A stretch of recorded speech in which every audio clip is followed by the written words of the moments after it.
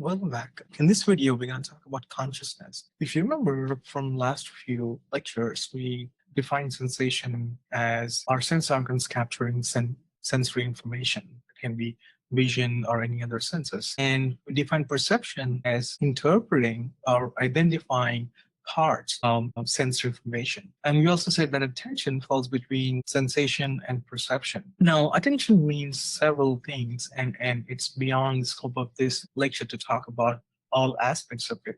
But we're going to talk about very specific aspects of it, and we're going to talk about attention basically, but in terms of the word we're going to use it, consciousness. But just keep in mind, it's about attention that we're talking about. Now, what is consciousness? Well, a question that can kind of think about consciousness is, what are you doing now? Are you aware of what you're doing now?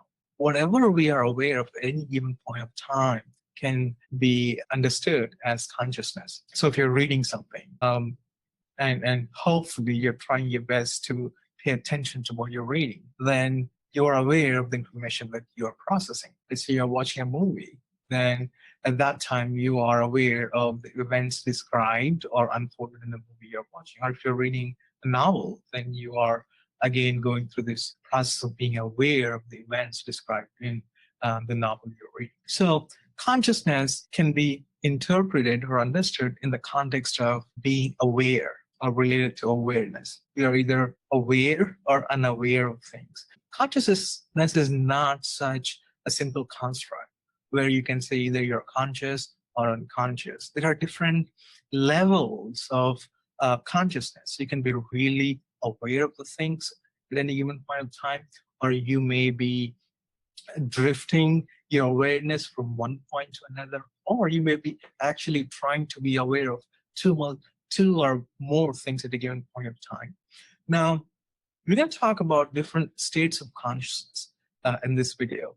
And in the subsequent video, we're going to talk about a specific state of not consciousness, let's say unconsciousness. We're talking about sleep and what happens during sleep, especially we're going to talk also about the dreams. Now, when you look at the history of this construct, called consciousness, the first person to talk about this is William James.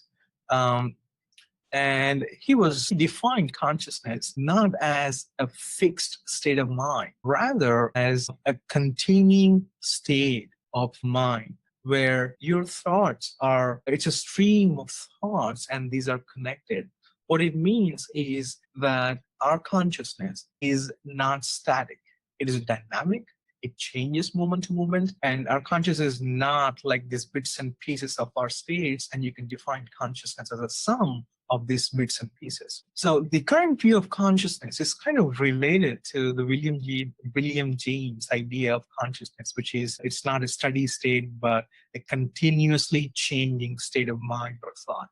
Our current view is consciousness is defined as a state of awareness of yourself or awareness of surroundings. It is a state that is not fixed and it changes. And we're going to talk about states of consciousness. Okay, so first we're going to talk about states of consciousness. The first state of consciousness, the three states, or you may say four, depending on how you define it. The first state of consciousness is focused attention. Focused attention or focused awareness, excuse me, is when you selectively attend to a part of the information and filter everything else. Remember, now you're listening to me, and maybe a friend sitting next to you or in a different room is trying to talk to you, but you're trying to filter that information out and selectively attending to, hopefully, to the information that you're hearing from this particular video lecture.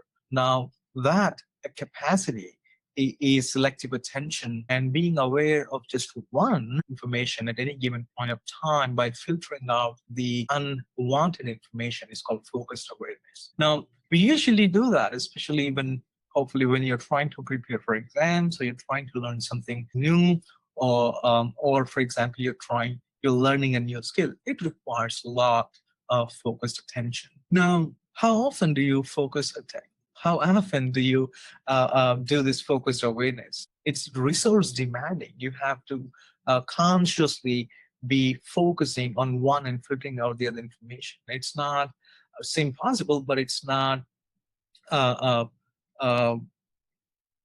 it's not productive if you are continuously aware, because aware for like, I don't know, for 24 hours or 18 hours a day.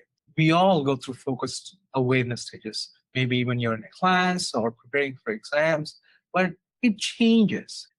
So that brings us to the second state of consciousness called drifted consciousness. Drifted consciousness is this stage, especially when you're bored.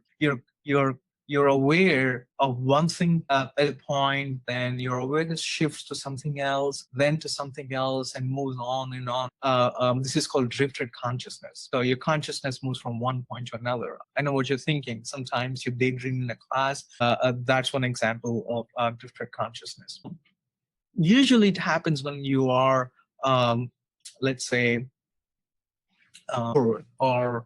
or you are doing some things that are not structured. Let's say you're waiting for a bus at the train bus station, and things like those uh, um, um, where you're not interested in stuff. Usually you go through this shift in consciousness, and we call that drifted consciousness. And this is exactly opposite to focused awareness. In focused awareness, you're consciously trying and making yourself aware of one thing, the thing that's most important to you. Now, research suggests that people who live in the moment, they're more happy or happier than people who experience more drifted consciousness at any given during the day. So one way you can inculcate this habit of paying more attention to and experiencing more of focused awareness is trying to do meditation or some sort of mindful meditation exercise. Your mind gets trained to be in the moment. And research suggests that people who live in the moment are happier than people who daydream. And different consciousness also negatively influences your performance in class. For example, you're sitting in a class and you're talking about something, you're listening to a lecture, and then you drift. You change your attention from the topic to whatever is being whatever comes to your mind. Maybe the dinner tonight, or the party the day after, or an emotional thing that's going on in your life. Obviously, you won't be able to learn as much of information in your different consciousness state, as opposed to if you are focused, aware of the lecture that you're attending at any given point in time. Now that brings us to the third state of consciousness. This is called divided consciousness. Divided consciousness is you can call it multitasking. It's a state where you're trying to be aware of two things or more things at any given point of time. And keep in mind, our attentional resources are very limited. You can be aware of only one thing at a time. But the moment you try to be aware of two or more things at any given point of time, what you're basically doing is you're trying to divide your attention or resources to things. And that's not technically possible or practically possible. One or the other task will suffer. For example, if you're driving, it needs attentional resources. And you're trying to text, it also needs attentional resources. You're trying to do this both at the same time, one has to suffer. And I know you don't want to let the text go wrong, so it's usually the driving that suffers and would hurt you or anybody else who is sitting next to you or driving in another car. So, and that phenomenon where you are unaware of things related to one task, when you're concentrating your effort in another task or trying to divide your consciousness between two tasks, is called inattentional blindness. So you're trying to text and drive, but at any given point of time, you can only do one, and you're trying to text, you miss the thing that's on the road. Or you're driving a car, your baby is sitting in the back seat, and you're trying to attend to her, then you're missing the thing on the road. So divided attention is a myth. Multitasking is a myth, and you cannot divide attention and do two things at the same time. It usually happens when the two tasks you're doing are demanding, but one feels like so mechanical, so routine that you think you can do without a lot of resources. So you're driving, it's so mechanical, you've done it so often that you think of other things, like you may daydream or try to do texting, so doing multiple at the same time. Research also suggests that when you're on a phone, even hands-free phone, and talking to somebody, trying to divide your attention between driving and talking on phone, that is dangerous. It's not better than just holding a phone. It's not about physically holding something that needs attention, but it is keeping the conversation on requires you to use your attentional resources. That's why even hands-free driving is uh, uh, uh, not a good thing. But it's okay to listen to music because it's not resource demanding and you're not doing a particular task or a goal of trying to write the lyrics or remember the lyrics or whatever it is.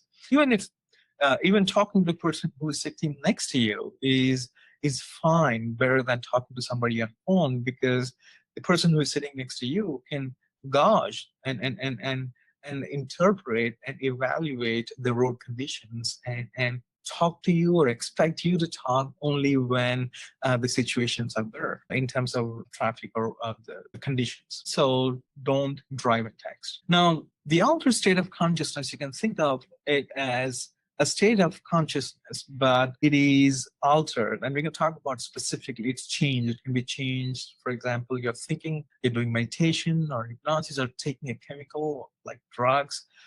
Things like these fall under altered states of consciousness. And we'll talk more about this towards the end. For now, we're going to stop here. And in the next video, we'll talk about the states of unconsciousness, where we'll talk about sleep and we'll talk about dream.